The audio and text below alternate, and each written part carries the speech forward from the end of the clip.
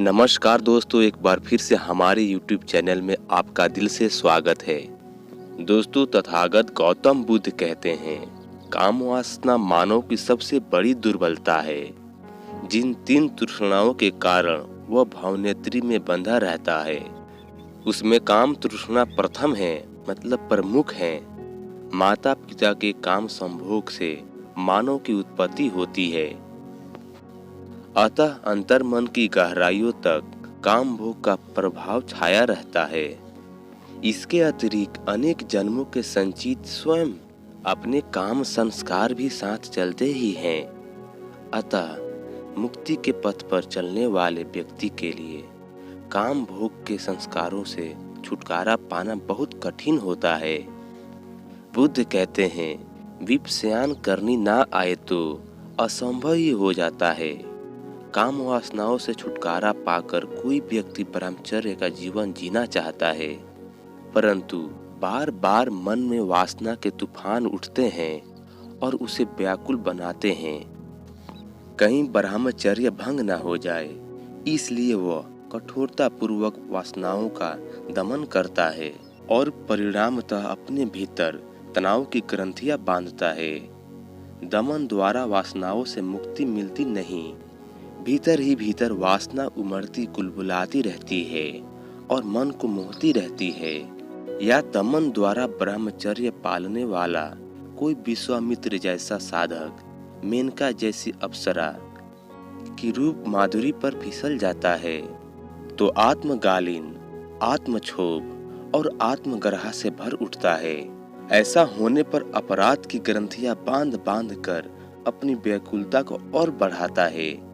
इसलिए फ्राइड जैसे मनोविज्ञानवेत्ता ने काम वासना के दमन को मानसिक तनाव और व्याकुलता का प्रमुख कारण माना और काम भोग की खुली छूट को प्रोत्साहित किया। अनेक लोग इस मत के पक्षधर बने। आज की युग के कुछ एक साधना सिखाने वाले लोग भी इस बहाव में बह गए। ऐसे लोगों ने रोग को ठीक तरह से समझा, पर रोग निवारण का जो इलाज ढूंढा वह रोग के बढ़ाने के ही कारण बन बैठा। काम वासना का दमन एक अंत है जो सचमुच रोग निवारण का सही उपाय नहीं है, परंतु उसे खुली छूट देना ऐसा दूसरा अंत है जो कि रोग निवारण की जगह रोग संवर्धन का ही काम करता है। जब कोई व्यक्ति बुद्ध बनता है तो तृष्णा के सभी बंधनों को भंग करके विकार विमुक्ति के श्रेष्ठ का जीवन जीता है, इसलिए वह भगवान कहलाने का अधिकारी होता है। ऐसा व्यक्ति का काम तृष्णा, भाव तृष्णा और विभव तृष्णा, इन तीनों से छुटकारा पा लेता है और जिस विपश्यन विधा द्वारा ये मुक्ति अवस्था प्राप्त की, उसे ही करुण चित्त से लोगों को बांटता है। विपश्यन साधना की विधि ना विकारों के दमन के लिए है और ना उन्हें खुली छूट देने के लिए।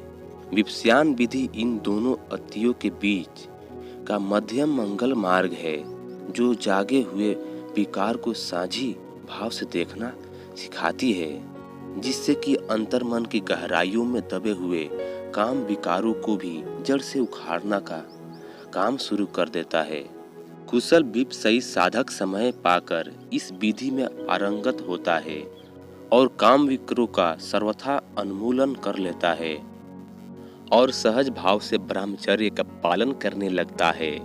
इसके अभ्यास से समय लगता है बहुत परिश्रम, पुरुषार्थ, पराक्रम करना पड़ता है, परंतु यह पराक्रम देहदंड का नहीं, मानस दमन का नहीं, बल्कि मनोविज्ञानकारों को तटस्थ भाव से देख सकने की क्षमता प्राप्त करने का है, जो प्रारंभ में बड़ा कठिन लगता है, पर लगन और निष्ठा से अभ्यास करते हुए साधक देखते हैं कि सैन्य उसके मन का वासना की गिरफ्त कम होती जाती है। दमन नहीं करने के कारण कोई तनाव भी नहीं बढ़ रहा है और समय पाकर सारे काम विकारों से मुक्त होकर ब्रह्मचर्य का जीवन जीना सहज हो गया है। यह सब कैसे होता है, इसे समझें। पुरुष के लिए नारी और नारी के लिए पुरुष के रूप संबंध गंध रस और सामर्थ्य से बढ़कर अन्य कोई लुभावना आलंबन नहीं होता है। यह पांचों आलंबन आँख, कान, नाक, जीभ और त्वचा की इंद्रियों पर आघात करते हैं अथवा इनकी याद कल्पना चिंतन के रूप में मन की इंद्रियों पर आधार करती है। तो ही वासना के विकार जगने का काम आरंभ होता है। पहली पांचों इंद्रियां शरीर पर स्थापित है ही, छठी मन की इंद्रिय भी शरीर की सीमा के भीतर ही होती है। अतः विपश्यना साधना का अभ्यास 3.5 हाथ की कार्य के भीतर किया जाता है, बाहर नहीं। काम वासना जहाँ जागती है वहीं जड़ से उखाड़ा जा सकता है, अन्यथा नहीं। 3.5 हाथ की काया में इंद्रिय सीमा क्षेत्र के भीतर उसकी उपस्थिति होती है, यही निवास और संवर्धन होता है। अतः विषयान द्वारा यही इसका अनुमूल्य किया जा सकता है। देखना यह है कि बाहर के आलंबन ने अपने भीतर क्या खटपट शुरू कर दी। आँख, कान, नाक, जीभ और त्वचा पर शब्द, गंध, रस और स्पर्श का संपर्क होती ही, यानी प्रथम आघात लगते ही अत्यंत सूक्ष्म स्तर पर तन संबंधित इंद्रिय दरवाजे पर और फिर सारे शरीर पर प्रकंप होता है।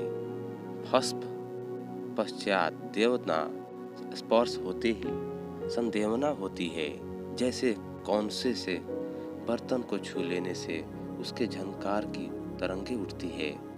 इस प्रकार आघात के तुरंत बाद मानस का वह हिस्सा जिससे संज्ञा कहे या बुद्धि कहे, वह अपने पूर्व अभाव और यादासंत के आधार पर इस आलंबन को पहचानता है। यह पुरुष अथवा नारी का रूप, शब्द, गंध आदि है और फिर उसका मूल्यांकन करता है और बहुत सुंदर है, बहुत मधुर है। ऐसा करने पर शरीर पर होने वाली यह तरंगे प्रिय प्रतीत होती लगती है और मानस उसके प्रति रंग रंजित होकर उनमें डूबने लगता है। वेदना पंचायत तंडहा संदेवना से ही तृष्णा होती है, यही से वासना का दौर शुरू होता है। बार बार रूप, शब्द, गंध आदि संबंधित इंद्रियों से टकराते हैं, बार बार प्रिय मूल्यांक होता है, बार बार प्रतिक्रिया स्वरूप वासना के संस्कार बनते हैं, जो क्षण प्रतिक्षण एक के बाद एक वासना के संस्कार बनते हैं। तो दोस्तों, आप भी वासना से बचना चाहते हैं तो इस बुद्ध की कहानी को जरूर सुनना। और हाँ, अगर चैनल पर नए हैं तो चैनल को सब्सक्राइब करना जरूर ना भूलना। ठीक है दोस्तों, मिलते हैं नेक्स्ट वीडियो में। धन्यवाद।